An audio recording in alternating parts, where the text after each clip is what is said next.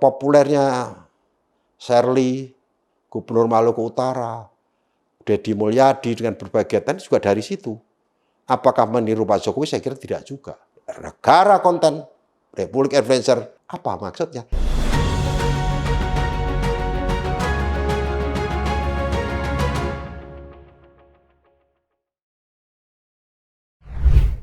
Assalamualaikum warahmatullahi wabarakatuh. Sekarang ini Gubernur Jawa Barat, Gubernur Maluku, selalu setiap kegiatannya disorot oleh media sosial. Dan media sosial sendiri lagi, seolah-olah bikin konten, sedang kerja ya. Tapi bukan saja gubernur itu, berbagai gubernur juga selalu membuat media pribadi, artinya memiliki medsos pribadi baik YouTube, TikTok, Instagram, dan sebagainya. Seolah-olah milik media sendiri.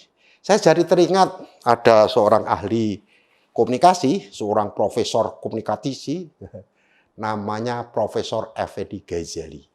Ahli komunikasi, dosen UI. Pada waktu beliau menilai era Pak Jokowi adalah NKRI itu adalah negara konten Republik Influencer. Ini top markotop, apa nih maksudnya ini Pak Profesor Effendi Ghazali seperti ini? Oh, saya baru tahu akhir-akhir ini bahwa yang dimaksud seolah-olah Pak Jokowi itu produsen konten. Seolah-olah Pak Jokowi hanya melibatkan influencer dalam kegiatannya. Karena saya pelajari apa yang disampaikan oleh Effendi Ghazali itu bahwa Pak Jokowi lebih mengutamakan influencer daripada media. Apa sih yang dimaksud influencer? Saya kan juga bingung. Karena saya gaptek kan. Kemudian, yang dimaksud influencer adalah TikToker, Instagram, YouTuber, dan sebagainya.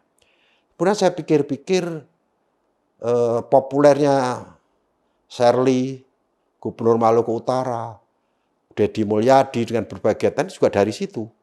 Apakah meniru Pak Jokowi? Saya kira tidak juga. Ini ada era atau zaman. Pemahaman daripada Pak Effendi Ghazali yang seolah-olah satir atau menyindir ya terhadap apa yang dilakukan Pak Jokowi itu juga masuk akal.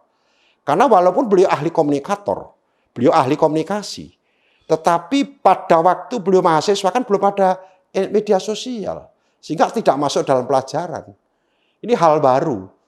Media sosial bertumbuh berkembang sejak Pak Presiden Jokowi menjabat sebagai presiden. TikTok, itu Instagram mungkin sebelumnya, itu menjadi dasar di era Pak Jokowi. Bukan karena Pak Jokowi, zaman. Sehingga kemudian dalam kerangka memberikan ruang kepada masyarakat melalui para kreator-kreator anak-anak muda terutama untuk mengetahui informasi A1 dari presiden, baik yang dilakukan maupun yang di gagasan-gagasan yang ada. Itulah kenapa Pak Jokowi memberikan tempat bagi influencer. Bukan berarti meniadakan media sosial, media umum tetap, mainstream tetap. Enggak juga, cuma gemanya tidak sedahsyat media sosial. Itu kan masalah pemasaran saja. Karena influencer ini kan, kalau yang dimaksud influencer adalah YouTube dan sebagainya, itu pertama dia mandiri. Dia menulis suka-sukanya, menyampaikan sesuka-sukanya. Dengan kreasinya sendiri. Dia mengejar daripada profit sendiri kalau memang itu dapat profit dari iklan-iklan di YouTube-nya. Sehingga kalau Pak Jokowi mengundang influencer itu adalah untuk ruang keterbukaan. Pertama, untuk menunjukkan transparansinya. Artinya apa? Warga masyarakat, para influencer itu bukan buzzer. Pengertian buzzer itu seolah-olah dibiayai Pak Jokowi. Enggak juga. Mereka kadang-kadang membiayai diri sendiri untuk bisa mendapatkan info A1 dari kegiatan Pak Jokowi. Karena ternyata laku jual. Artinya penontonnya banyak, viewernya banyak, subscribernya banyak. Ternyata dapat monetize-nya, duitnya banyak. Baru tahu saya. Tahu gitu dari dulu saya juga ikut bikin gitu. Udah telat, kecepatan lahir saya. Jadi itu yang kemudian bahwa terjadi. Artinya keterbukaan Pak Jokowi mendahului daripada pejabat-pejabat yang lain dengan memberikan ruang.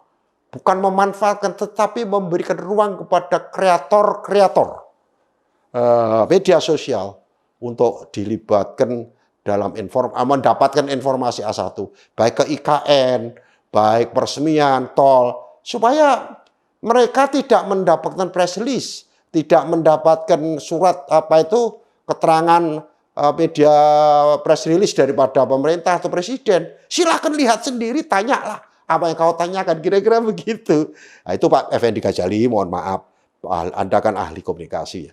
Artinya itu teknik komunikasi di era media sosial yang baru, di era modern ini, tidak bisa ada yang disembunyikan. Tidak bisa.